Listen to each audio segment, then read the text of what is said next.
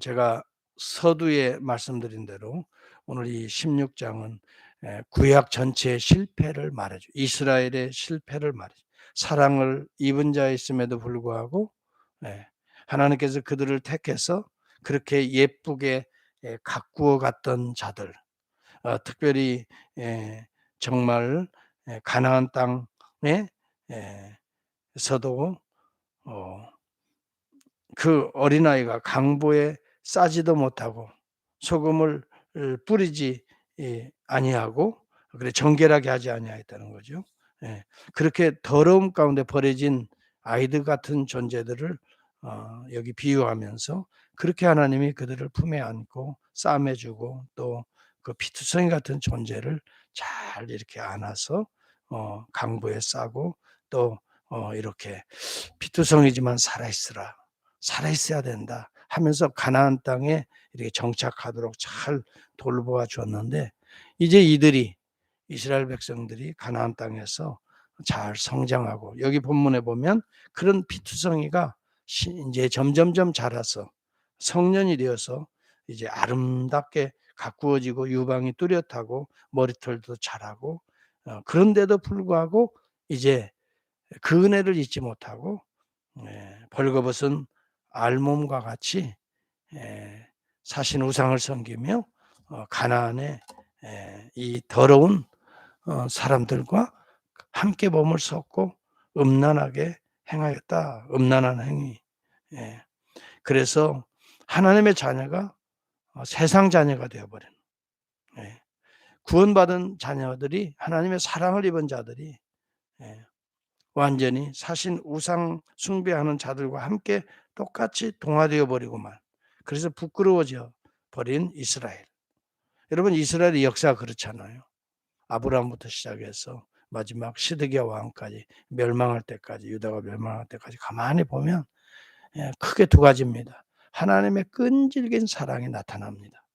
그러나 또 한 가지는 큰 줄기는 하나님의 끈질긴 사랑이 나타나고 그럼에도 불구하고 이스라엘은 이 표현이 맞을지 모르겠어요. 끈질기게 딴 길로 가는 거예요 정말. 예.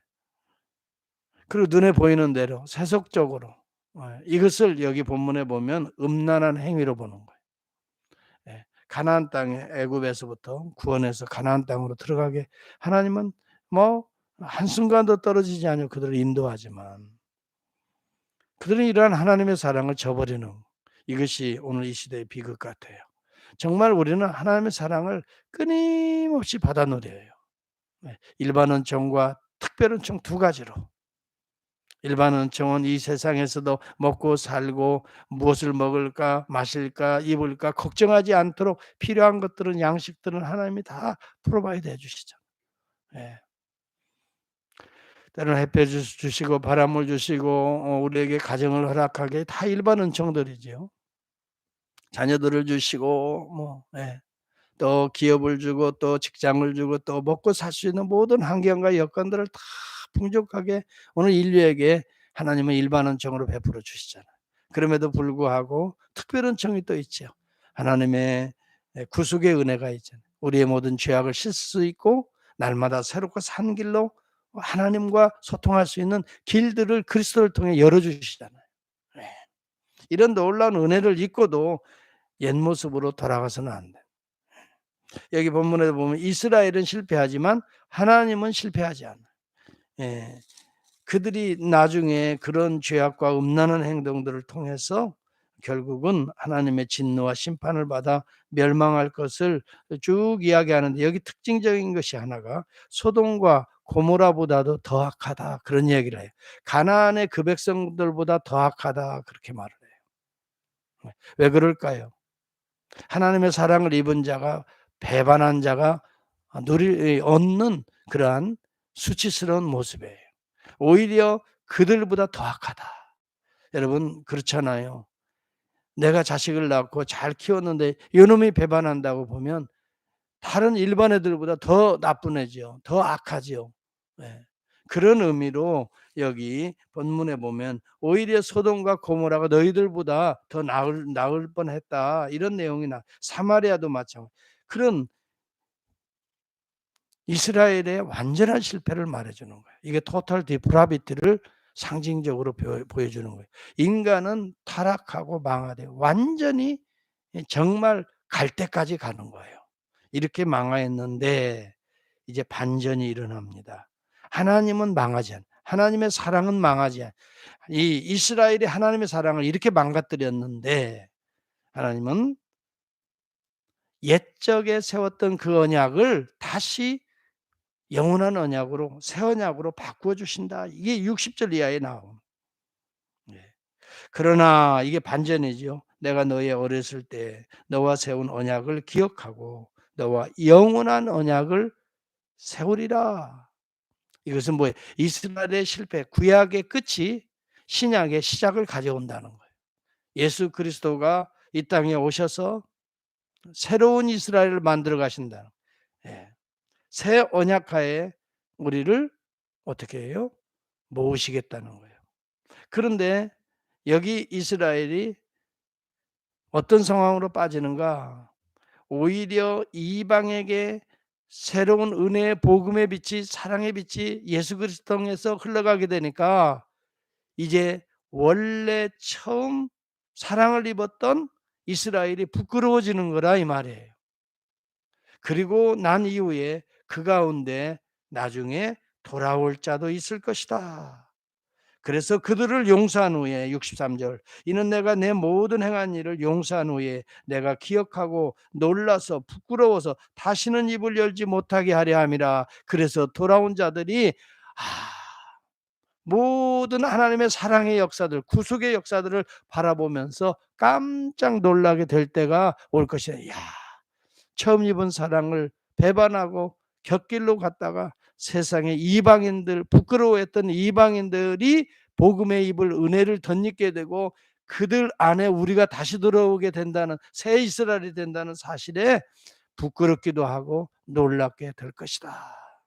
여러분 이것은 하나님 나라의 새로운 모델을 보여주고 있는 거예요. 그리스도를 통해서 이루어질 새 언약까지도 지금 에스겔은 보고 있어요.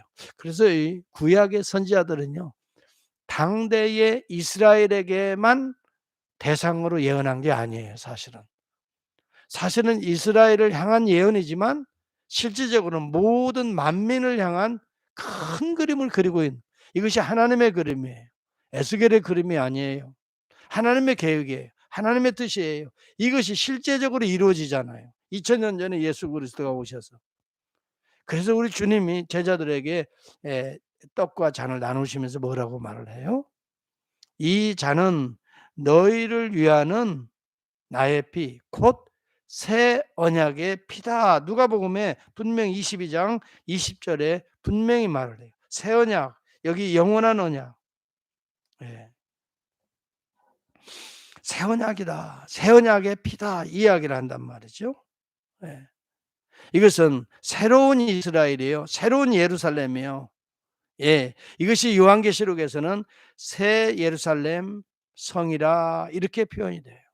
새 예루살렘이다. 우리 주님이 다시 오실 때는 이것이 컨수메이션 완성의 단계로 우리가 다시 그 안에 거하게 될 거예요. 오늘 이 시대는 그러한 주님의 새 언약이 이미 왔지만 already죠.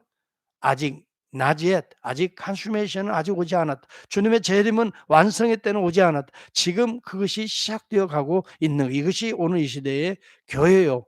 참 교회에 속해 있는 참 성도입니다. 오늘 저와 여러분들은 이제 새 언약하에 예수 그리스도의 살과 피를 통해서 우리의 모든 이 악한 이스라엘의 모습들이 깨끗이 불태워지고 용서함을 받은 자들이에요. 더 이상 가증한 행위로 우리가 돌아가서는 안 돼요. 이제는 정말 주님과 함께 주님을 신랑으로 모시고 신부로서 정말 이 땅에 성결한 삶을 살아가고 그리고 주님이 다시 재림할 때 완전한 어린 양의 혼인잔치에 참여하는 저와 여러분이 되어야 될 줄을 압니다. 여러분 신앙생활을 하면서도 자꾸 세상에 미혹을 받고 나를 위하여 우상 숭배의 미혹을 빠지게 되는 때가 있어요. 이러한 때일수록 오늘 이 본문을 생각하세요. 이것은 가증한 일이고 이것은 정말 음란한 일이고 이 일은 하나님의 진노와 심판을 불러오는 이야기, 불러오는 일들이에요. 우리는 오직 주님이 가신 그 길을 가는 거예요.